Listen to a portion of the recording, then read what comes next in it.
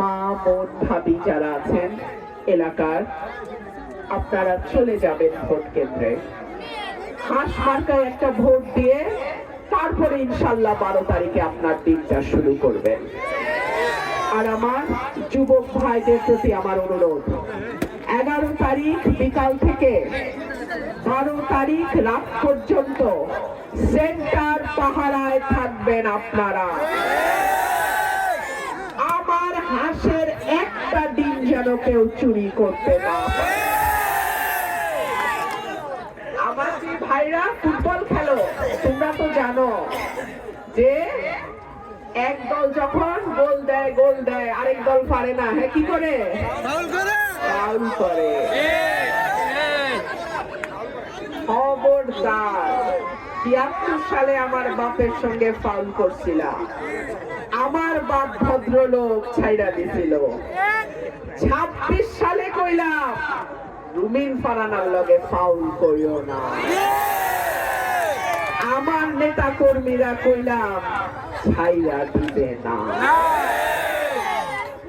আমার মিডিয়ার ভাইদের প্রতি আমার অনুরোধ থাকবে, আপনারা আমার সঙ্গে ছিলেন গত 15 বছর। আমার সংগ্রাম, আমার আন্দোলন, আমার প্রতিবাদ আপনাদের মাধ্যমে বাংলাদেশের 18 কোটি মানুষের ঘরে ঘরে পৌঁছে গেছে। আমার মিডিয়ার ভাইদের প্রতি আমার অনুরোধ থাকবে, 12 তারিখ আপনারা সশস্ত্র বাহিনীর মতো আপনাদের ক্যামেরায় আপনাদের অস্ত্র, ভোট কেন্দ্রগুলো আপনারা পাহারা দেবেন। যেইখানে এতটুকু অনিয়ম দেখবেন, আমার মিডিয়ার ভাইদের প্রতি অনুরোধ, একই সঙ্গে আমার এলাকার ভোটারদের প্রতি অনুরোধ, প্রত্যেকের হাতে হাতে মোবাইল ফোন আছে। আপনারা কোনো গন্ডগোল কোনো একটা কেন্দ্রে দেখার সাথে সাথে আমাদের সঙ্গে যোগাযোগ করবেন। ভোট কি করে কারচুপি করে আমরাও দেখবো ইনশাআল্লাহ।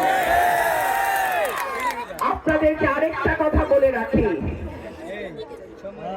বিদেশি কূটনীতিকদের সঙ্গে, পর্যবেক্ষকদের সঙ্গে আমার যোগাযোগ আছে। এই আসনে তাদেরও একটা আলাদা নজর থাকবে, যেহেতু তাদের সঙ্গে আমি দীর্ঘদিন কাজ করেছি।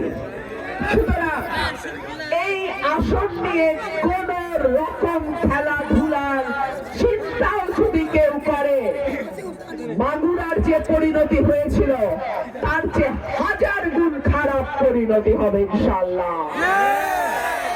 প্রিয় ভাইরা আমার, আমি আমার বক্তব্য আর লম্বা করব না,